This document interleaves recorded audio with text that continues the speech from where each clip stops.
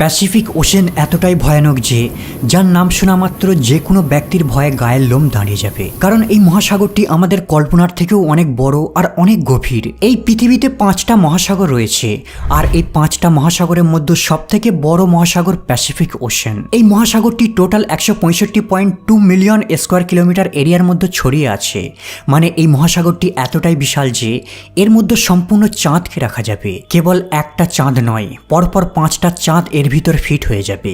Pacific ওশেনের ভিতর যদি আমাদের পৃথিবীর যত পাহাড়, মরুভূমি, জঙ্গল, আইল্যান্ড আর ভূমি রয়েছে সবকিছুকেই রাখা হয়, তারপরেও এই মহাসাগরটির 30% এরিয়া কভার হবে।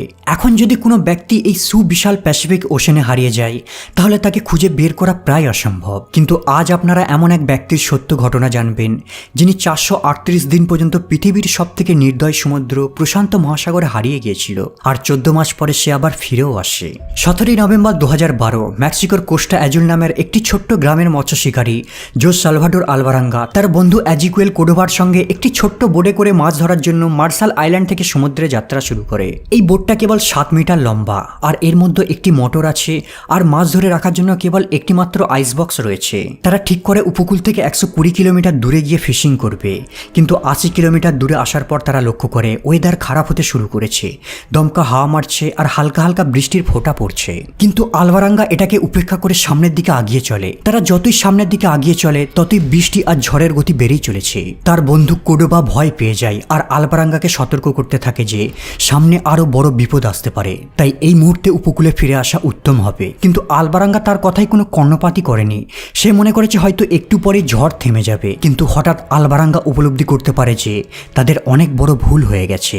সামুদ্রিক ঝড় এতটাই ভয়ঙ্কর রূপ ধারণ করে তারা বোটের মধ্যে ঠিকভাবে বসতে পারছিল না। তারা তাদের বোটকে টার্ন করার আপ্রাণ চেষ্টা করতে থাকে, কিন্তু ততক্ষণে অনেক দেরি হয়ে গেছে। তাদের ছোট্ট বোটটি সমুদ্রের বড় বড় ঢেউয়ের কবলে আটকে পড়েছে। প্রায় 100 গ্যালন সমান সমুদ্রের জল তাদের বোটে ভর্তি হয়ে যায়। বোটের অবস্থা খুবই খারাপ, টলমল করতে থাকে, যে কোনো সময় উল্টে যেতে পারে। ভয় আর চিন্তায় এই সময় আলভারাঙ্গা একটা টাফ সিদ্ধান্ত নেয়।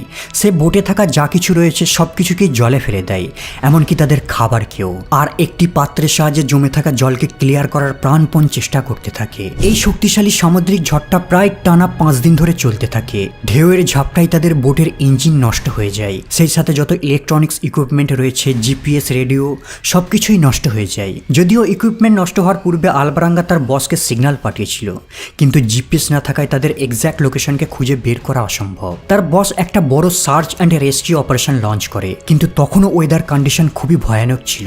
7 মিটার লম্বা একটি ছোট্ট বোট, যার মধ্যে কোনো লাইটস নেই, আর বড় বড় ঢেউয়ের মাঝে হারিয়ে যাওয়া এই ছোট্ট বোটটাকে খুঁজে বের করা রেস্কিউ টিমদের কাছে একটি অসম্ভব টাস্ক ছিল। তারা ভেবেই নিয়েছে হয়তো 2 ফিশারম্যান অলরেডি মারা গেছে। 3 দিন ধরে সার্চ অপারেশন চালানোর পর নিরাশ হয়ে তারা ফিরে আসে। এদিকে আলভারাঙ্গা আর কোডোবা ঝড় থেকে বাঁচতে আইস বক্সের ভেতর গুটি মেরে বসেছিল। তারা ছিল খুবই ক্ষুধার্ত, গা দিয়ে দুর্গন্ধ বেরোচ্ছে আর ঠান্ডায় ঠকঠক করে কাঁপতে থাকে। বক্স থেকে বেরিয়ে তারা লক্ষ্য করে চতুর্পার্শ্বে কেবল সমুদ্র আর সমুদ্র। তাদের কোনো ধারণাই নেই যে তারা এখন সমুদ্রের কোন পয়েন্টে রয়েছে। তাদের কাছে দূরবীন নেই, কাঁটা কম্পাসও নেই। খুব জলদি তারা উপলব্ধি করতে পারে এই বিশাল সমুদ্রে তারা এখন হারিয়ে গেছে। এই সময় তারা উপকূল থেকে 450 মাইল দূরে ছিল, কিন্তু তারা জানে না যে কোন ডিরেকশনের দিকে যাবে আর কিভাবে যাবে, কারণ তাদের বোটের ইঞ্জিন অলরেডি বন্ধ হয়ে পড়ে আছে। এখন তাদের কাছে না রয়েছে খাবার, না রয়েছে পান করার জন্য জল, আর না রয়েছে ফিশিং গিয়ার। এভাবে 5 দিন কেটে যায়, আর তারা ঘন্টার পর ঘন্টা তাদের হাতকে জলে ডুবিয়ে রাখতো। আর যখন কোনো মাছ তাদের হাতের আশেপাশে আসতো তারা সঙ্গে সঙ্গে ধরে নিত। এরপর ওই মাছগুলিকে কিছু সময় রোদে শুকিয়ে রাখতো, আর তারপর তাদের কাঁচাই খেয়ে নিত। তৃষ্ণা মেটানোর জন্য তারা নিজেদের প্রস্রাবকেই তারা ড্রিঙ্ক করত, অথবা কচ্ছপের রক্ত পান করত, কারণ সমুদ্রের নোনা জল পান করলে তারা মারা যাবে। প্রায় 14 দিন পর তারা আকাশে খুশির ঝলক দেখতে পায়। হঠাৎ আকাশ থেকে মুষলধারে বৃষ্টি হতে থাকে, আর এই বৃষ্টির জলকে তারা আইস বক্সে জমা করে নিত। সময়ের সাথে সাথে তারা প্লাস্টিকের কন্টেনার আর বোতল পেতে থাকে, এগুলো যেন তাদের কাছে গুপ্তধনের সন্ধান। বৃষ্টির সময় এই বোতলগুলোতে তারা জল ভরে নিত, কিন্তু ভাগ্য সবসময় তাদের সাথ দিত না। কখনো কখনো সারাদিন চেষ্টা করার পর পরেও তারা মাছ কচ্ছপ ধরতে পারতো না, তাই খিদে মেটানোর জন্য তারা তাদের নিজেদের নখকেই কামড়াতো। তারা যে কতটা মেন্টাল আর ফিজিক্যাল টর্চারের মধ্য দিয়ে সময় কাটাচ্ছিল তা আমাদের কল্পনার বাইরে। দিন থেকে সপ্তাহ, সপ্তাহ থেকে মাস, এভাবে তারা জীবনযুদ্ধ করতে করতে কাটিয়ে দেয় প্রায় 4টে মাস। কয়েক মাস পর তারা এমন একটি স্পটে এসে পৌঁছায় যেখানে সি বার্ডেরা উড়ে বেড়াতো, আর মাঝে মাঝে এই পাখিগুলি তাদের বোটের ওপর উড়ে এসে বসতো। এখন তারা এই পাখিগুলিকে ধরে খাওয়া শুরু করেছে। এই সি বার্ডগুলি ছিল খুবই ইউজফুল, কারণ যখন পান করার জন্য বৃষ্টির জল থাকতো না, এদের ব্লাডগুলি তখন তৃষ্ণা মেটানোর জন্য কাজ করত। কয়েকদিন ধরে তারা কাঁচা পাখির মাংস খাওয়ার পর কোডোবা অসুস্থ হয়ে পড়ে, কারণ একটি পাখির পেটে ছিল বিষাক্ত সামুদ্রিক সাপের অবশিষ্ট। কোডোবার শরীর আর কাঁচা মাংসকে সহ্য করতে পারছিল না। সে খাওয়া দাওয়া পুরোপুরিভাবে বন্ধ করে দেয়, কারণ তার এখন চিকিৎসার প্রয়োজন। দিন যত অতিবাহিত হতে থাকে তার দেহ ততই দুর্বল হতে থাকে, আর একদিন সকালে কোডোবা শেষ নিঃশ্বাস ত্যাগ করে। কোডোবার মৃত্যুতে আলবারাঙ্গা যেন আকাশ থেকে ভেঙে পড়ে। গত 4 মাস ধরে তারা দুইজনে একসাথে এই অগ্নি পরীক্ষায় ফাইট করে আসছিল। ক্ষুধা, তৃষ্ণা, ভয়, কঠোর ওয়েদার, এই সব কিছুকেই তারা দুইজনে একসাথে ফেস করত। কিন্তু সঙ্গী থাকায় তারা দুইজনেই এই কঠিন লড়াইকে হাসতে হাসতে জয় করে নিত। কিন্তু কোডোবার মৃত্যুতে আলবারাঙ্গা কেবল তার একমাত্র সঙ্গীকেই হারায়নি, বরং পুরোপুরি মানব জাতি থেকে সে সম্পূর্ণ বিচ্ছিন্ন হয়ে যায়। আর এখন থেকে আলবারাঙ্গা ফেস করতে চলেছে মানব জাতির সব থেকে মারাত্মক শত্রু, সম্পূর্ণ বিচ্ছিন্নতা।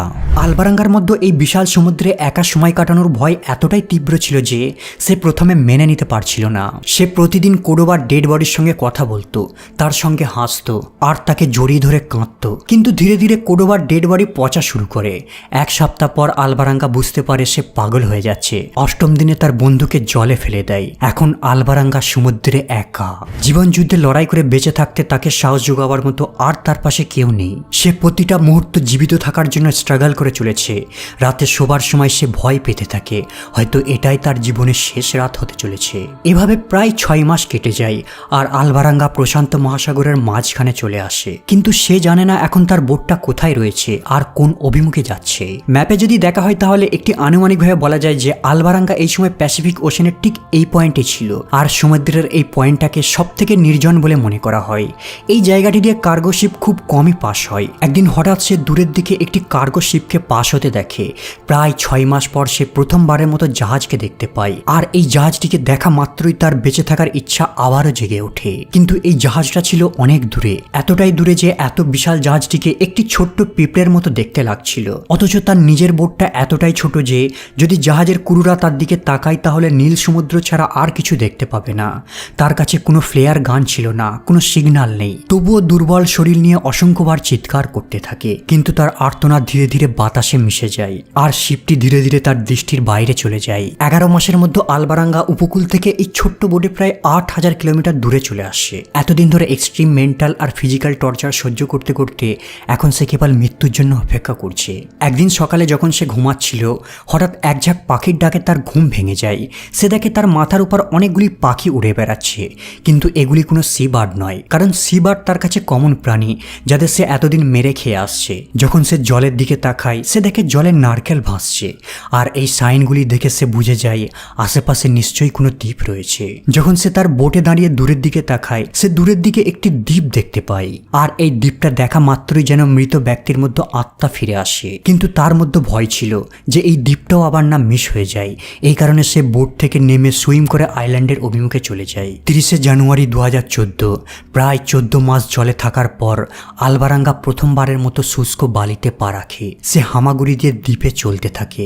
এই সময় সে এতটাই খুশি হয়েছিল যেন সে কোনো গুপ্তধনের সন্ধান পেয়ে গেছে। আলবারাঙ্গা এবং অ্যাটল রিজনের একটি ছোট্ট দ্বীপে ল্যান্ড করে, আর এখানে আসার পর সে নেশাগ্রস্ত ব্যক্তির মতো অজ্ঞান হয়ে পড়ে যায়। যখন তার চেতন ভাঙে সে দেখে বেশ কিছু ব্যক্তি তাকে ঘিরে দাঁড়িয়ে রয়েছে। এই দৃশ্যটি তার কাছে ছিল যেন কোনো রূপকথার কাহিনীর মতো। তার বন্ধুর মৃত্যুর প্রায় 10 মাস পর এই প্রথমবার কোনো মানবকে সে দেখতে পায়, তাদের টাচ করতে পারে। এরা ছিল লোকাল গার্ড, যারা পরবর্তীতে টিমের সঙ্গে কন্ট্যাক্ট করে তার দেশ মেক্সিকোতে পাঠিয়ে দেয়। এবং অ্যাটল পৃথিবীর মধ্যে সবথেকে নির্জন আর দূরবর্তী রিজনে অবস্থিত। এই দ্বীপটি আলবারাঙ্গার স্টার্টিং পয়েন্ট থেকে 11,000 কিলোমিটার দূরে অবস্থিত ছিল। কিন্তু ওই দিন আলবারাঙ্গার ভাগ্য খুবই ভালো ছিল, তাই সে এই দ্বীপে পৌঁছায়। বাই চান্স যদি এই দ্বীপটা মিস করে যেত তাহলে সে সোজা ফিলিপিন্সে গিয়ে মাটি দেখতে পেত, যা আরো 5000 দূরে অবস্থিত। বন্ধুরা, আলবারাঙ্গার বেঁচে থাকার ইচ্ছা শক্তিই তাকে 338 দিন পর্যন্ত জীবিত রেখেছিল। কোনো কোনো খাবার জলের সাপ্লাই ছাড়া 14 মাস সমুদ্রে থাকার রেকর্ড। আর অজান্তে সে এমন একটি রেকর্ড গড়ে ফেলে যাকে কেউ চাইলেও ভাঙতে পারবে না।